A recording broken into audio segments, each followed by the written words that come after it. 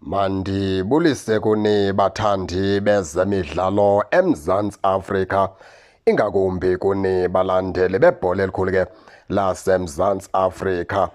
Apha ke baphulaphulisa nemeko kaLucas Ribeiro. Abanintsi kuRibeiro baza kumkhumbula ebebaleka phaa kwezeMamelodi Sundowns.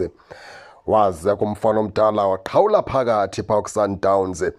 Wahamba kuRibeiro umfana omdala wabheka phaa kwilizwekazi laseSpain. Indaba ke ezivakalayo zezokubana ke iKaizer Chiefs yenye yeetimu ezibalwa into yokubana ke uRibeiro zingamfumana xa izinto zihamba kakuhle. Bakhona ke nabaqeqesha abafana noDos Santos abathe xa bethetha ngeKaizer Chiefs bathi ngenene nangenyaniso iKaizer Chiefs mayenze sure into yokubana iyazifaka iinzipho phaa kuRibeiro, ngoba kuyena mntu imdingayo iKaizer Chiefs umdlali onjengoRibeiro, ngoba uzayinika le nto okanye ufana nqwa noMfukenge kwiOrlando Pirates. Xa enofika uKaizer Chiefs uzokwenza laa nto yenziwa nguMfukenge phaa kwiOrlando Pirates. Luluvo lukaDos Santos ke elo ke ecebisa esithi iKaizer Chiefs mayenze sure into yokubana iyamthatha uRibeiro, ngoba uzoba yimpendulo, iyamdinga umdlali ofana noRibeiro, and uRibeiro uzofika adlale ncakasana njengomfukenge phaa kwiqela leKaizer Chiefs, esenza laa msebenzi umfukenge awenza phaa kwiOrlando Pirates. Ngokwendaba ke ezivakalayo zezokubana ke uRibeiro lo kuvakala ingathi phaa kulaa timu yakhe yaseSpain izinto azihambi kakuhle umfana omdala, ikamva lakhe linkenenkene phaa. Nomcimbi contract yakhe umfana omdala kubonakala ngathi inkenenkene nayo. Ikhokhelele ekubeni ke loo nto leyo umfana omdala angazibonela eshiye laa qela ephindele eMzantsi Afrika. Kuthiwa ke ngoku yeyona timu ke ngoku isemdleni kuRibeiro ikwayiKaizer Chiefs.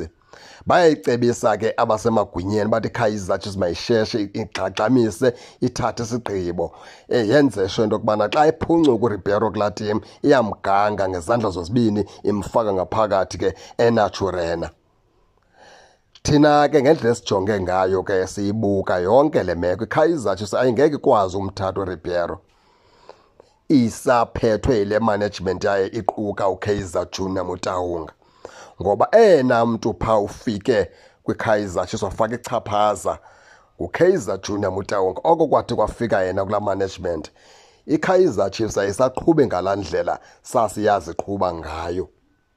Nditsho apha ke ngoku ekuthengeni kwabadlali ayibathengi ngendlela erayithi. iKaizer Chiefs ngoku ithatha abadlali ababizwa ukubana zii-free agents xa ibathatha. Yayingayenzi ke laa nto iKaizer Chiefs mandulo phaya. Kusukela oko ke yenza loo mhlolo wokuthatha i-free agent iKaizer Chiefs zange iphinde ikwazi ukumelana ne-PSL, zange iphinde ikwazi ukuphumelela. Andiqondi ke into yokubana ke ingakwazi ukumthatha uRibeiro, ngoba uRibeiro uzofuna ubhatalwa. Engazubhatalwa nje kancinci, uzawubhatalwa imali enjengemali.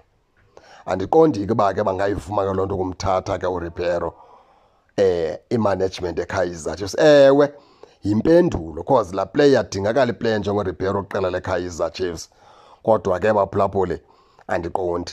Kodwa ke leyo ke into isengamahlebezi, isengamahle, isengamahumhum. Ayikabikho ke into ethi yabe ke ibekwe etafuleni kuthiwa kuvunyelwene ngayo into yokubana uRibeiro makabheke kwiKaizer Chiefs, isengamahlebezi.